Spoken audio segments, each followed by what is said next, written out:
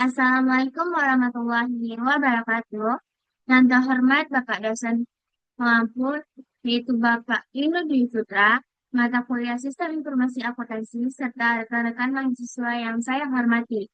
Pada kesempatan ini, izinkan kami untuk mempresentasikan hasil diskusi kami yang berjudul Analisis dan Pemodelan Sistem Informasi Akuntansi pada Bisnis Perusahaan Manufaktur, yaitu kami membawa PT Garam Persero. Sebelumnya, perkenalkan saya Deja Nurбusnia dengan NIM 24043156 dan teman saya. Saya Zahratul Alfania Hasibuan dengan NIM 24043148. Hmm, kami harapkan pemaparan yang kami sampaikan nanti dapat dipahami dengan baik. Baiklah, saya mulai saja masuk ke dalam materi. Eh,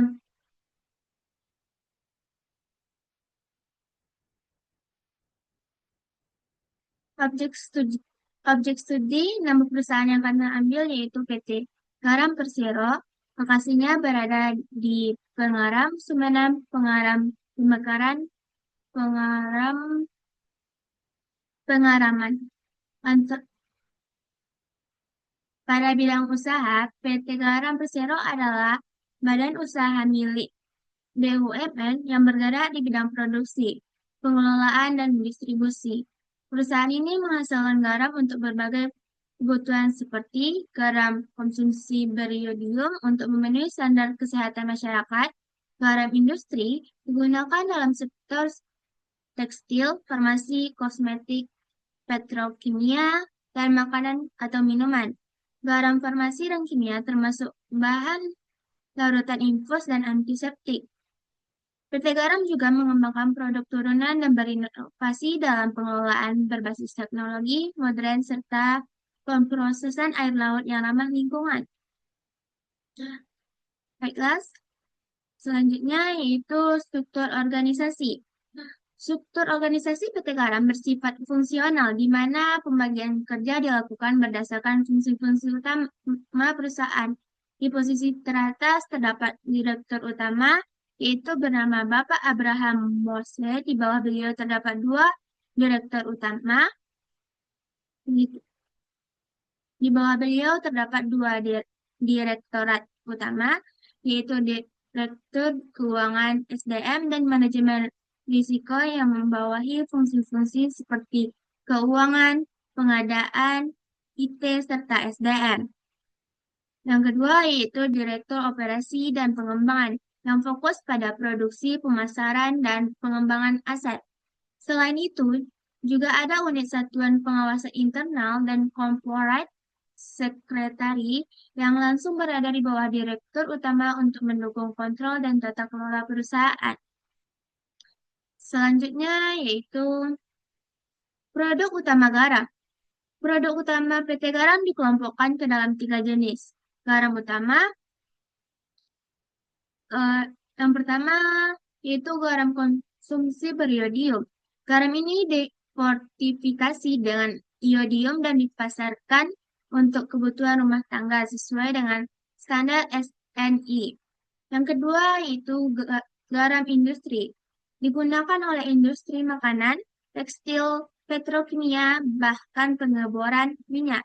Produk ini memiliki spesifikasi teknis khusus tergantung penggunaan akhirnya. Yang ketiga yaitu farmasi, yaitu garam yang kemurnian tinggi, lebih dari 99,5% natrium klorida, digunakan di bidang kesehatan, misalnya sebagai bahan infus atau antiseptik. Selain itu, PT Garam juga mengembangkan produk turunan berbasis garam seperti garam cair, produk SPA, hingga antiseptik yang merupakan bentuk diversifikasi produk yang nilai tambah lebih tinggi. Selanjutnya yaitu sistem informasi yang digunakan. Untuk mendukung operasional, PT Garam telah menerapkan sistem informasi terintegritas berbasis ERP atau Enterprise Resource Planning Sistem ini terdiri dari beberapa modul utama, saling terhubung di antaranya. Yang pertama yaitu modul penjualan dan distribusi, digunakan untuk mencatat pesanan, membuat sales order, hingga mencetak delivery order. Yang kedua yaitu modul keuangan dan akuntansi, digunakan untuk mencatat invoice, jurnal penjualan, dan laporan keuangan secara real time. Yang ketiga yaitu modul manajemen, kas, dan bank, yang terhubung langsung dengan sistem perbankan untuk memverifikasikan pembayaran. Yang keempat yaitu modul logistik dan pergudangan, untuk memantau stok barang dan proses pengiriman barang. Modul SDM dan penggajian yang mencatat data karyawan, absensi, dan perhitungan gaji. Dan yang terakhir yaitu dashboard management yang menyediakan visualisasi data keuangan operasional sebagai bahan pertimbangan manajemen dalam mengambil keputusan. Semua modul tersebut saling terintegrasi sehingga data dari proses pemesanan sampai ke pembayaran kas dapat dipantau secara real time. Ini menunjukkan bahwa PT Garam telah menjalankan sistem informasi akuntansi yang modern dan mendukung efisiensi serta kontrol internal perusahaan. Sekian dari saya, selanjutnya akan dilanjutkan oleh teman saya. Kepada teman saya persilahkan. Baiklah, selanjutnya saya akan melanjutkan presentasi ini. Pada slide ini, saya akan menjelaskan tentang analisis siklus akuntansi, khususnya yang berkaitan dengan revenue cycle dan siklus pendapatan.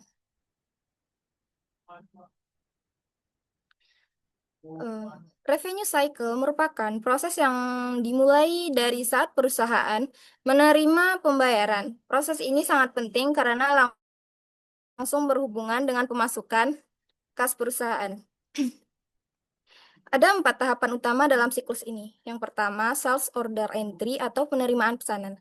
Pada tahap ini, perusahaan mencatat pesanan yang masuk dari pelanggan. Informasi ini menjadi dasar untuk proses selanjutnya. Yang kedua, shipping, yaitu pengiriman barang. Setelah pesanan dicatat, barang dikemas dan dikirim sesuai dengan permintaan pelanggan. Yang ketiga, billing atau penagihan. Setelah barang dikirim, perusahaan mengeluarkan faktur atau invoice sebagai bentuk tagihan kepada pelanggan. Yang terakhir adalah cash collection, yaitu penerimaan kas. Di sini, pelanggan melakukan pembayaran baik melalui transfer, tunai, atau metode lainnya.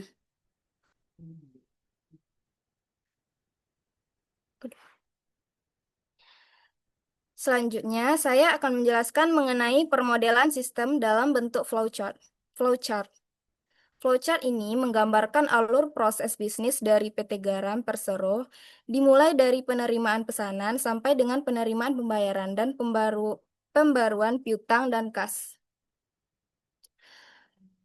Langkah-langkahnya, yang pertama, start, proses dimulai. Yang kedua, masuk ke input pesanan, yaitu saat pelanggan melakukan pemesanan produk.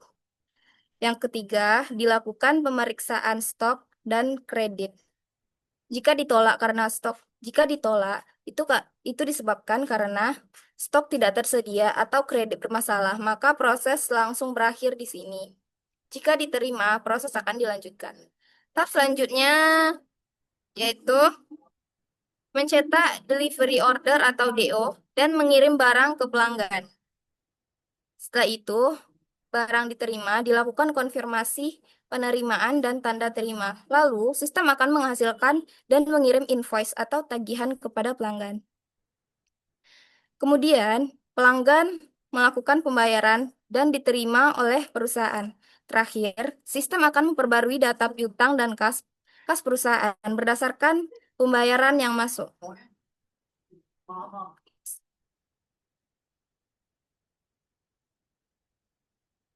Selanjutnya, saya akan menjelaskan mengenai kelebihan dan kelemahan dari revenue cycle yang diterapkan oleh PT Garam.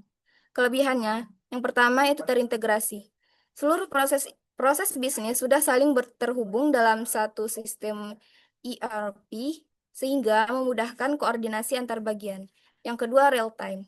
Artinya, data transaksi bisa dipantau secara langsung tanpa perlu menunggu rekap manual. Jadi, lebih cepat dan akurat. Yang ketiga, kontrol internal. Artinya, tugas-tugas yang sudah dibagi secara jelas antar unit kerja dan disertai organisasi sehingga mengurangi risiko kecurangan. Yang keempat, efisiensi. Artinya, eh, tidak ada pengulangan input data, proses menjadi lebih cepat dan menghemat waktu kinerja. Selanjutnya, yang terakhir yaitu pemantauan piutang. Artinya, sistem mampu menyajikan informasi yang aging, schedule secara otomatis dan memudahkan bagian keuangan dalam menagih piutang. Namun, sistem ini juga memiliki beberapa kelemahan. Yang pertama yaitu ketergantungan teknologi.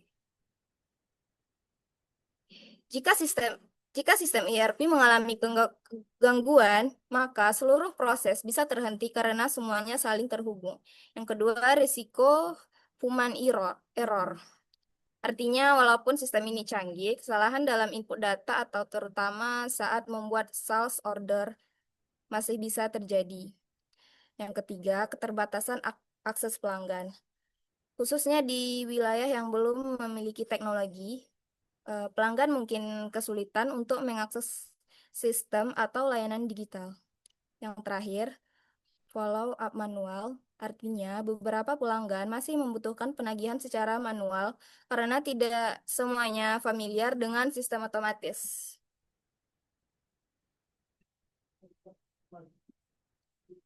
Selanjutnya, saya akan menjelaskan kesimpulan dari PPT ini. Revenue cycle pada PT Garam Persero telah berjalan secara efisien melalui sistem ERP yang terstruktur dan terintegrasi, mendukung tiap tahap mulai dari pemesanan hingga penerimaan kas. Pembagian tugas yang jelas dan digitalisasi dokumen memperkuat kontrol internal serta meminimalkan fraud. Meski masih ada tantangan seperti risiko sistem dan keterbatasan akses digital pelanggan, perusahaan mampu menjaga arus kas dengan baik dan peningkatan pelatihan sistem cadangan yang disarankan untuk menjaga performa. Secara keseluruhan, siklus pendapatan PT Garam mendukung stabilitas keuangan dan keunggulan operasi perusahaan. Eh, Selanjutnya akan saya berikan kepada teman saya. Baiklah, sekian presentasi yang dapat kami sampaikan materinya. Kalau ada kata-kata kami atau penulisan kami yang salah, mohon dimaafkan. Wabillahi taufiq wal hidayah. Assalamualaikum warahmatullahi wabarakatuh.